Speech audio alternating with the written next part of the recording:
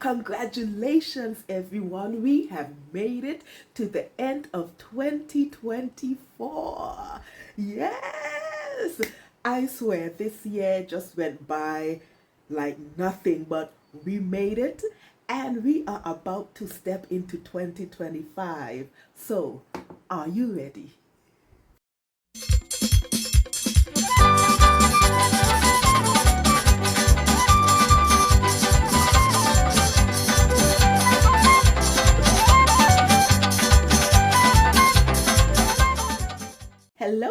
Hello, everyone, and welcome. Welcome back to my channel. I'm Patrice, and this is my Embellish Life. 2025 is knocking on our doors, you guys, and I have to wrap up 2024 ASAP. So, what are we going to do today? Well, in today's episode, I'm going to do a sewing recap from the months of September to December. So if that's something you're interested in, let's get in it. I'm not going to do any long talking in this video because I only did 7 garments for the final third of the year. No, let me back up. Actually, I did 9 garments, but 2 of those garments were praise dance wear, and I'm not going to show those garments right now. So keep in mind, did do 9 garments, but I'm only going to show 7. We on the same page now? Yes, we are. So in the month of September, I sewed absolutely nothing. You know, I took a hit from my Feel Sew With Me from the summer bunch, and life was lifing anyway. I got busy on the job and everything, and I'm like, you know what? Let me put you in timeout for a bit and then let me regroup. So that's what I did. So I came back in October and I joined the Worktober Sewing Challenge, which was hosted by Alexandria. I can't remember her full handle name, but I'll pop it somewhere. Anyway, she's over on Instagram. So I did join the Worktober challenge, where the challenge was to sew up workwear, however that may look like for you. And I'm constantly on the look to improve my workwear wardrobe. It's an ongoing process for me. So I said it's perfect because one, I do go through my work wear in October anyway. So I'm like, you know, it's perfect. So the first garment that I did was New Look 6470. And it's a shirt dress, a button-down shirt dress pattern. I bought it and I always wanted to try that pattern, and I did view B. Now, this particular garment, the outcome was great for it, but it contained way more steps than I anticipated. And I was like, what? I have simpler button-down shirt dress patterns that would give me the same outcome. So I'm not sure if I'm going to use that pattern again, but I'm glad I did sew it up anyway. I did love the color blocking effect that I decided on doing, because I did use a black and white fabric, and I'll pop photos for you to see.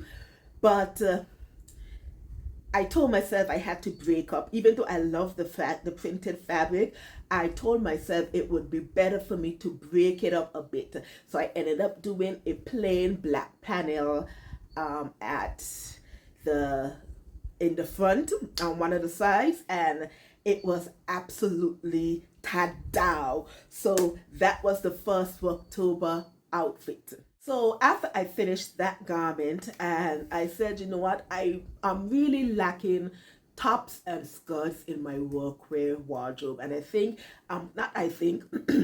is actually one of my goals for 2025, but we'll talk about that in another video. So I said, you know what, let me do a top for the Worktober challenge, and I particularly wanted to do a top 2 as well because, as you recall, I was having some fitting issues that I wanted to alleviate. So that was the point where I said, okay, we're going to try the pivot and slide from Nancy Simon. And so the pattern I used was 6684, and it came out beautiful. Look, I am so proud of that Meg. Definitely one of my highlights, as you would see in my highlight video, my last one. The fabric, oh my goodness, that gradient polka dot effect. I love that garment, and I'm definitely thinking of doing some more tops with that pattern, with that type of fabric. It was a polyester crepe. I'm looking at my notes. It was a polyester crepe, and yeah, she sewed up beautifully, and I'm extra proud of that garment. So that was the second one that I did in October for the Worktober challenge. Coming off of the success from Butterick 6684 with the pivot and slide, I said, okay, let me do a rematch with McCall's 7602. That was a pattern that I filmed for my summer brunch, and you know, I could not let it down. It was just haunting me, and I said, oh no, Pat, I have to redeem myself. Let me do that adjustment with the pivot and slide and do some extra adjustment and see how that works. And I took some cotton fabric. It was a cotton blend. Yes, it was. And I took some of that fabric because it was a remnant. And I said, yeah, let me experiment with you with this pattern and these adjustments that I'm going to do. And it came out super fantastic. I am so proud of that top, and I'm glad that I, had my rematch with it, and it was absolutely phenomenal. That top, as I've mentioned more than once, lives in my laundry basket because as soon as I wash it, I wear it. So definitely I do have to make some more out of that pattern. And I think 2025 workwear, I'm going to really concentrate on that. I'm still putting my goals together, but I think the goal would be concentrating on workwear. But anyway, I love that pattern, love that top. Final garment that I made in October, it served as a double whammy because I can put it in the Worktober, and it also falls into my goal for leisure wear, loungewear, travel wear, and that was Simplicity 9857, and I did view A. Absolutely love it. Now my go-to for cardigans is the Harper cardigan by Sinclair Patterns.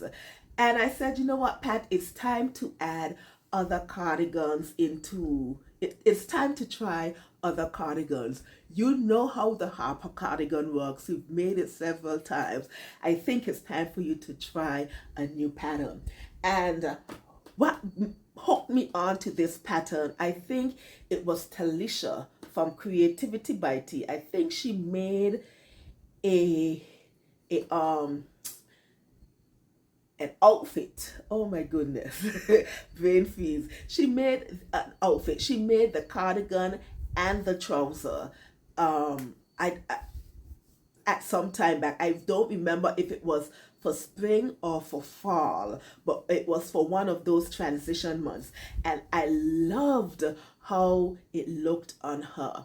And I'm like, that cardigan, I think I need to try that cardigan. I definitely think I need to do it. So I had some cable knit fabric in my stash, and it was navy blue, and I said, aha, we're gonna try this bad boy out right now, and I'm absolutely glad that I did it. Now, the only adjustment that I did to this garment is that I did taper the sleeves because they were just too baggy for my liking. So that's the adjustment that I did, and I am absolutely pleased with that garment. I did a sew with me for this garment as well, so you can go back and check the shenanigans related to that garment. But that was Simplicity 9857, and that was my final garment for October, and also one that fit into my leisure wear goal. So after that success I had in October, I was so revived and rejuvenated, and I was ready for November. Also, because November has one of my favorite sewing challenge, and it's the Let's Sew Blue Diabetes Awareness Sewing Challenge, hosted by Martika over at Martika J Makes.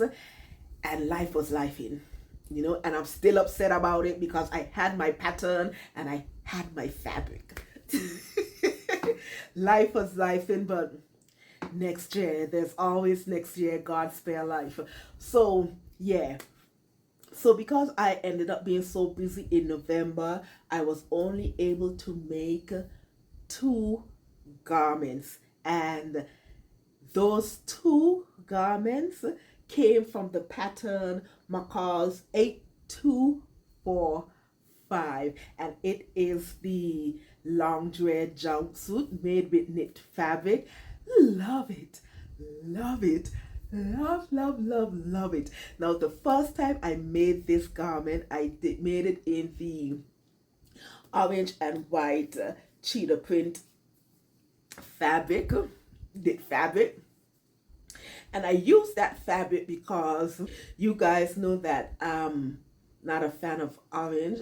So, and also I wanted to try the pivot and slide method in a jumpsuit.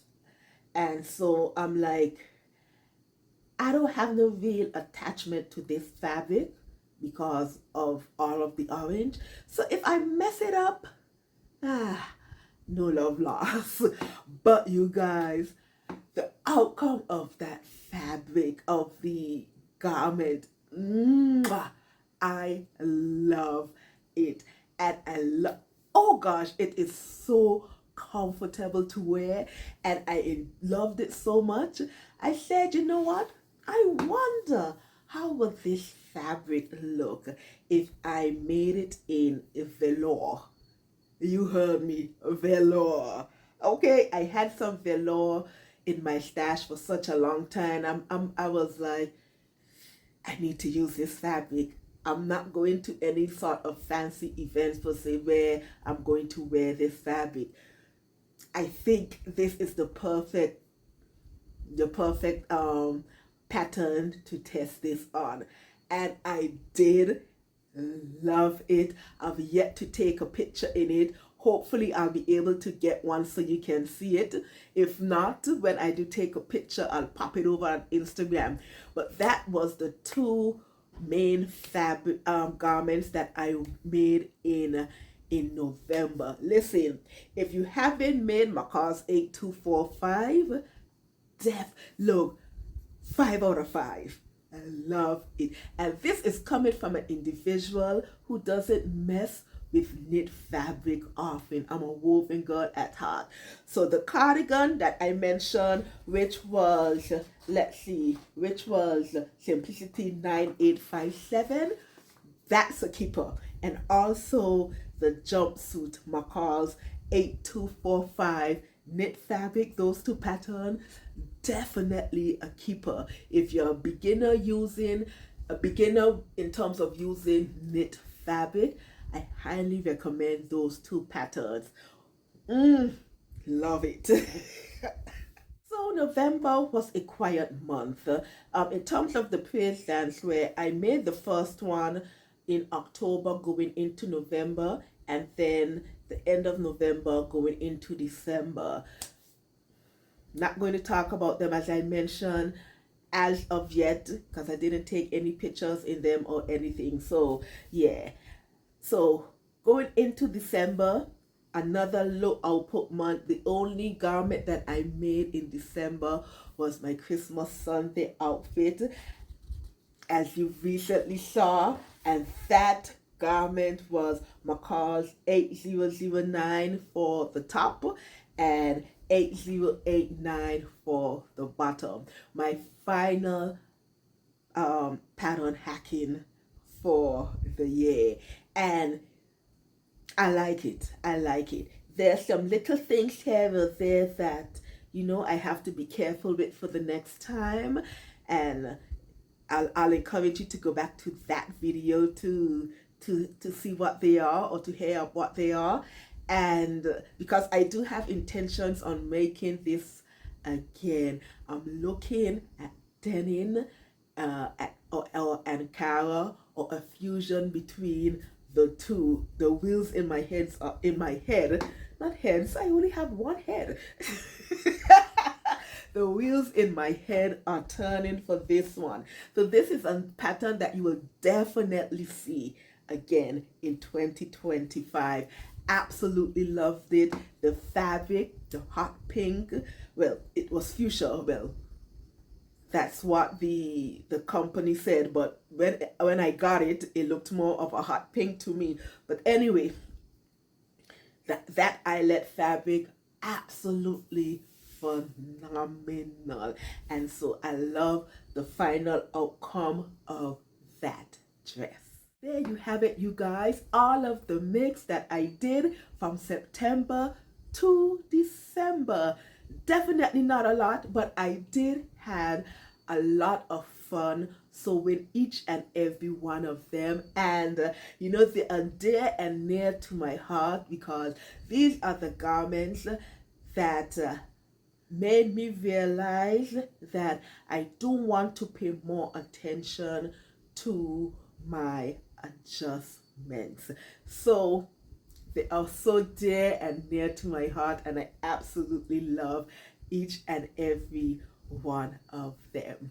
Thank you so much for stopping by today and spending the final moments of 2024 with me. Don't forget to like, comment, and subscribe, and tell me, do you have a favorite pattern for 2024, or did you have a favorite of the patterns that I did for the final quarter, or final third, sorry, of the year?